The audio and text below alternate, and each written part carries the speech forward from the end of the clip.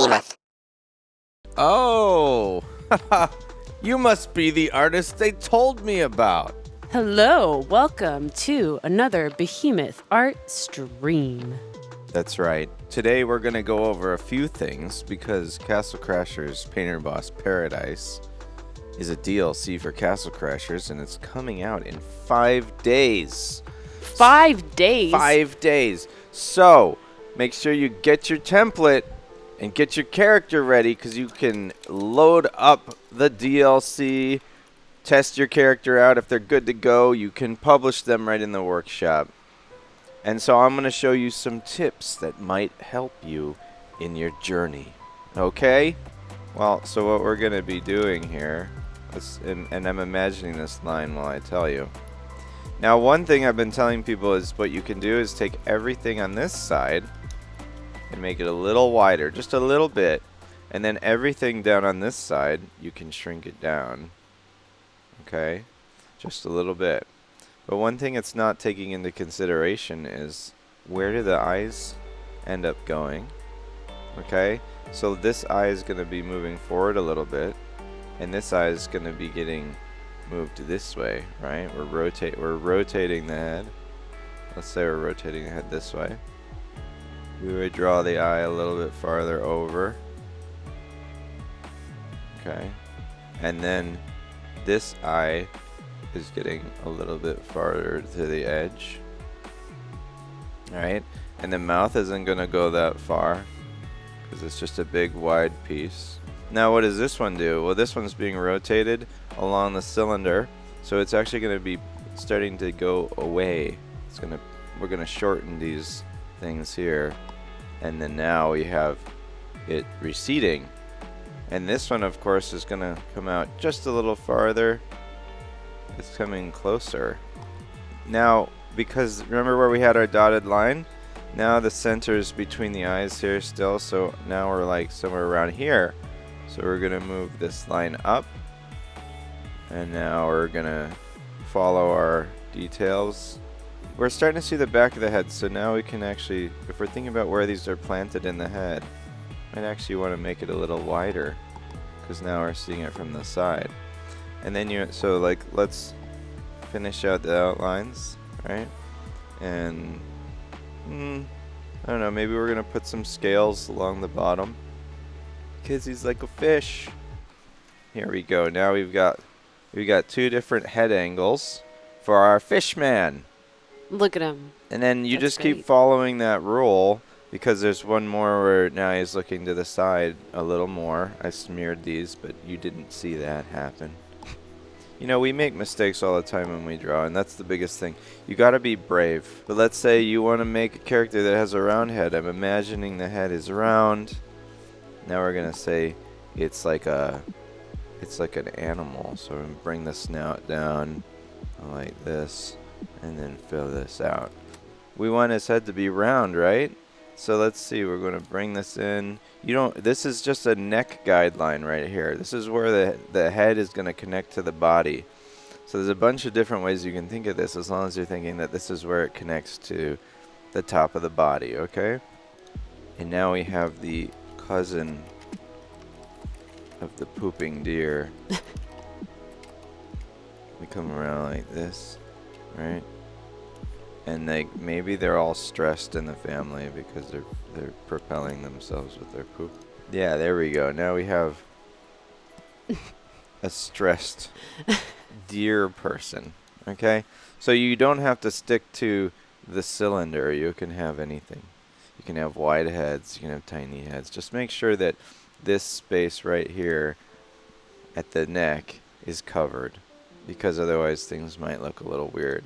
One of the popular requests that might not be as applicable unless you're doing the beefy arms is, how do you draw hands? Hands are not easy, okay? Hands plague every artist. I still make mistakes, and I'm going to make mistakes today because you know what? I'm not afraid to make mistakes, and we're going to get comfortable with that idea, okay? We're not afraid to make mistakes. We're comfortable in Sharpie. So if you look at my hand, think of this as a square, okay? This is a square. right? So if we draw a hand, okay, I'm gonna draw it like it's the left hand, but I do something like this, and it's like what are we looking at here? Well, Chat is very divided. Either hands are easy or hands are very hard. oh, There well, is no in between. for the people who it's easy for, you are lucky. Okay, some people have a really hard time thinking of this. And it's like, okay, now we have our shapes, right? And I saw a tutorial yesterday. I wish I could remember exactly who it was. But they were thinking of the fingers like this. This is how they drew it on their tutorial. And I was like, huh? And then they started to draw different angles of the hand. So let's say that we have a hand like this. Okay, and we're gonna bring the fingers out. 1, 2, 1, 2, 1, 2, and then do waves on the bottom. And then we have that shape here, right? We got that half thing.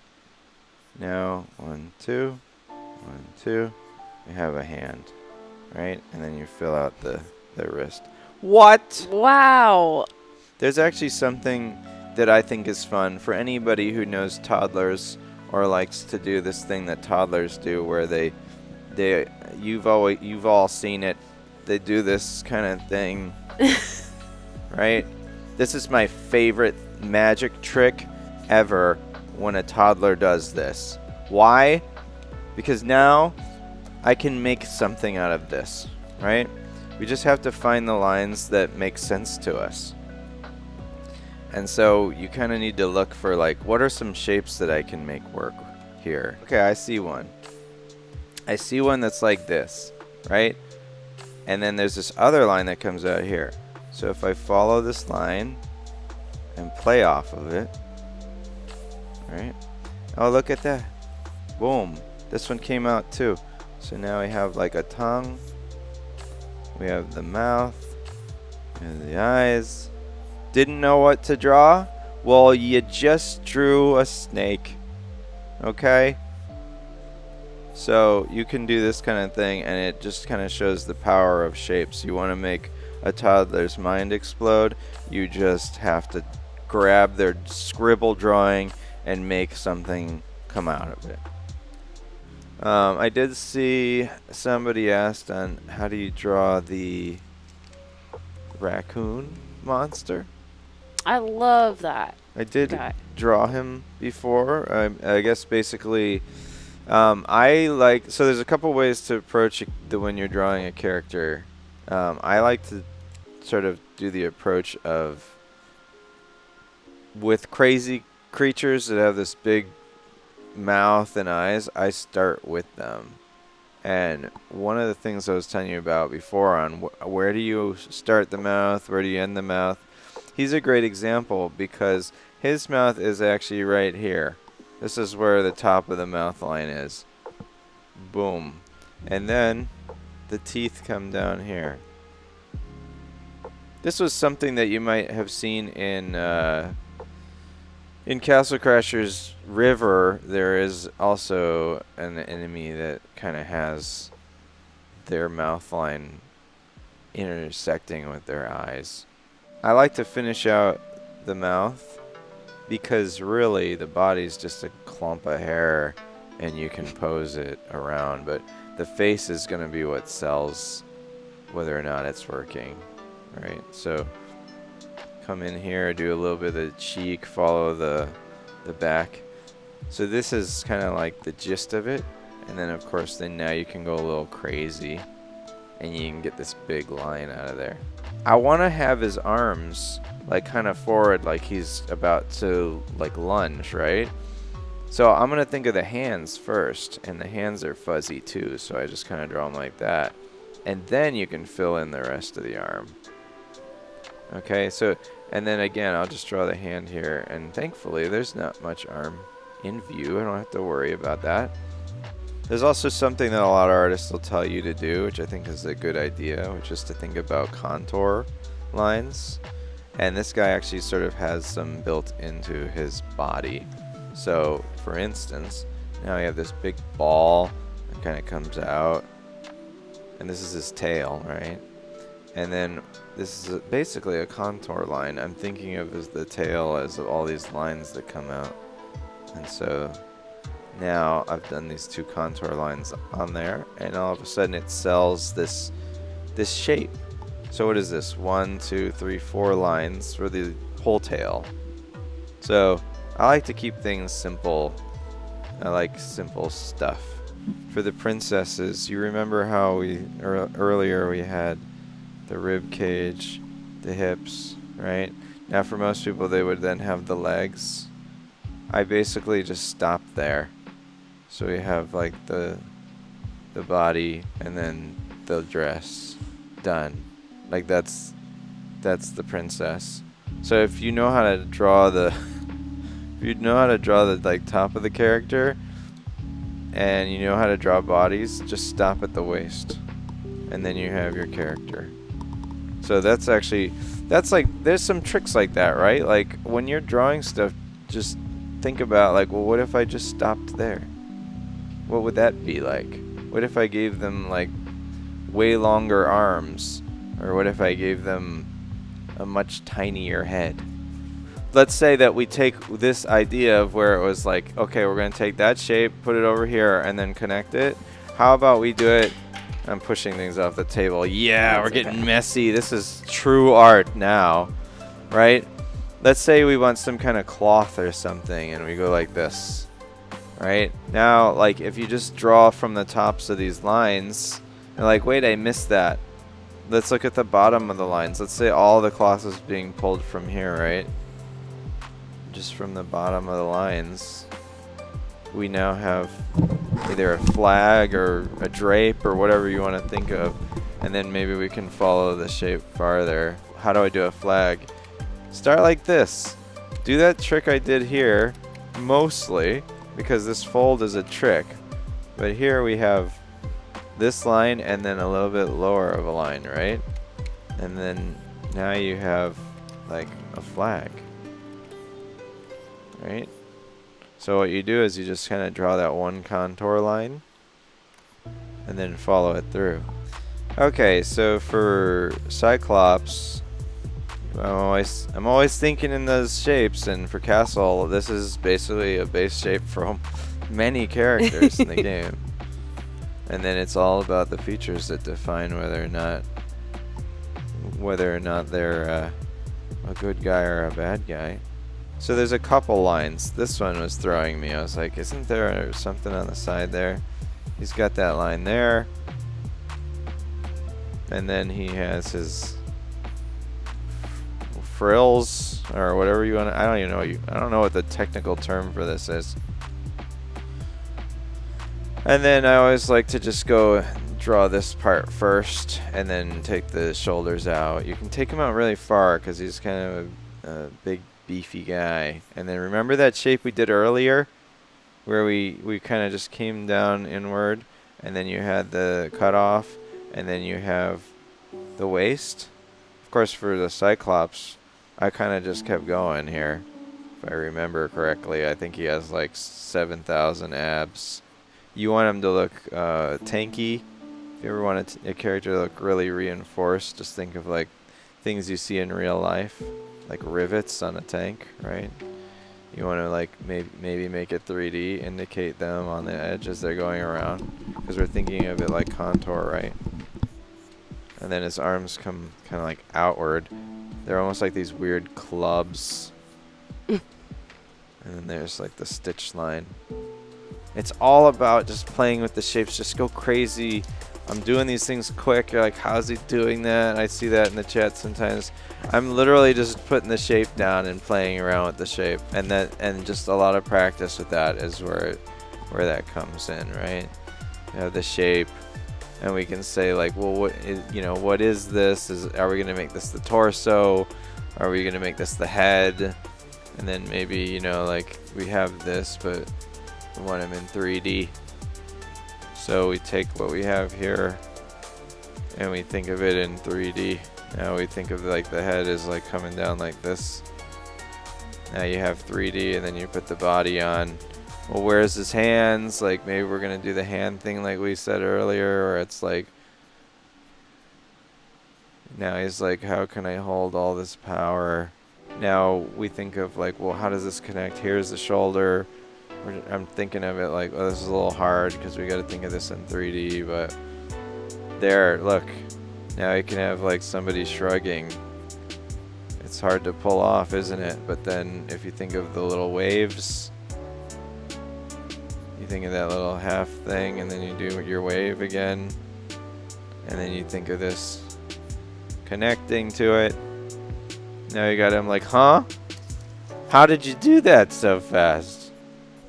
I've already started on my corn man, and I'm going to double check one more time. One thing you guys want to use is reference. Even if it's your own stuff, use reference. Consistency. So you have like these big circles, which are then cut short because he's had enough of everyone's trouble. And then the other thing that's really important here are the tops of the eyes, which is another weird like kind of shape, and it's like a wing, but there's kind of like this. It's almost like part of the brow, and it's a kernel.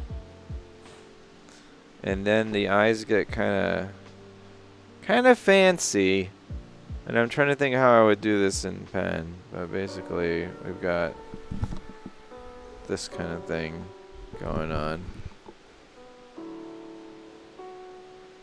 And without colored pencil, this is a little difficult because he has 4 kind of lighter colors here, and then everything else is kind of like a darker shape. This is quite a difficult thing to figure out in pen. And then of course we have the lip, and he's chewing on some crops.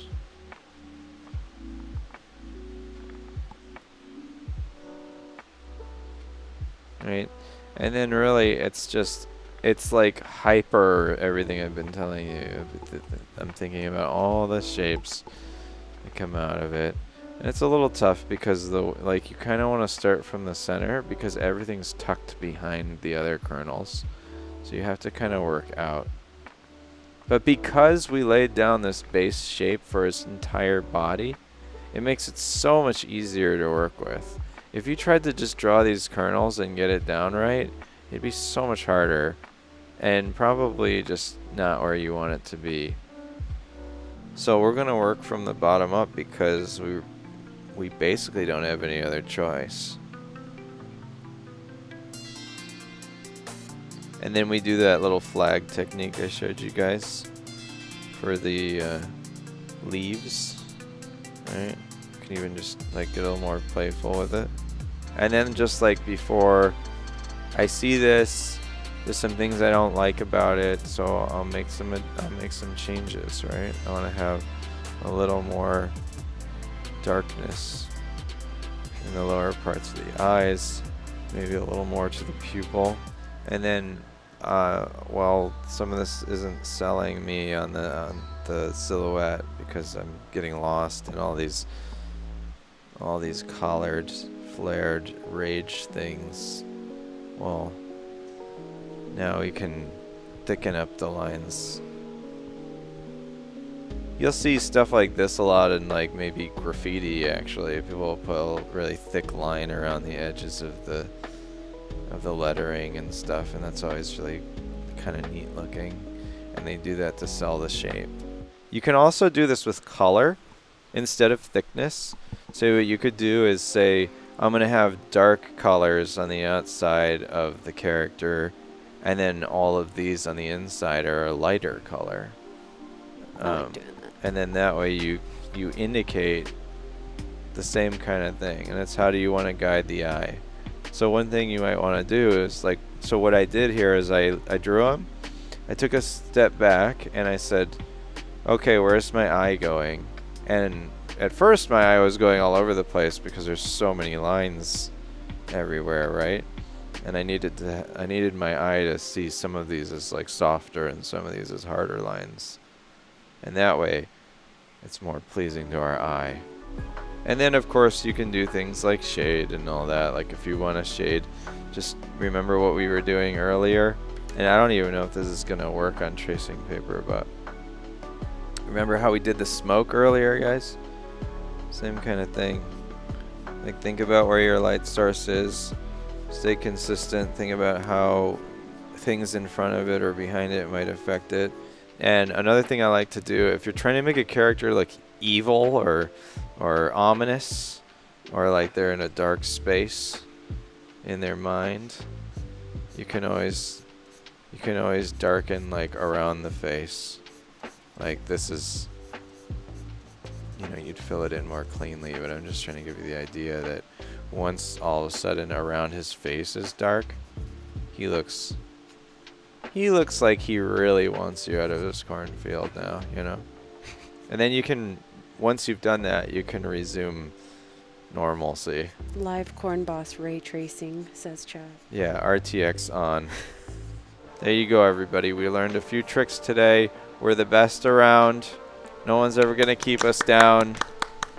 That's Painter right. Boss Paradise, I cannot wait to play as you guys' stuff. It's going to August be 6th. so much fun. August 6th, $3.99 if you're in the States. And you can make your own characters. You can download other people's characters. You don't need the DLC to try it out as long as you join a host who is trying it out. All of the playable characters are redrawn. That means all the enemies that you can unlock are redrawn. There's new menu art. There's some other art that no one's even seen that's redone. And there's something in there that you make sure you play through the game. You might see something new. Yep. Yeah, you might see something in there. 5 days, August 6th. We will see you guys 5 days. there. Thank you so much. We'll see you again soon. Bye. Bye-bye. Yo, yo, yo, yo.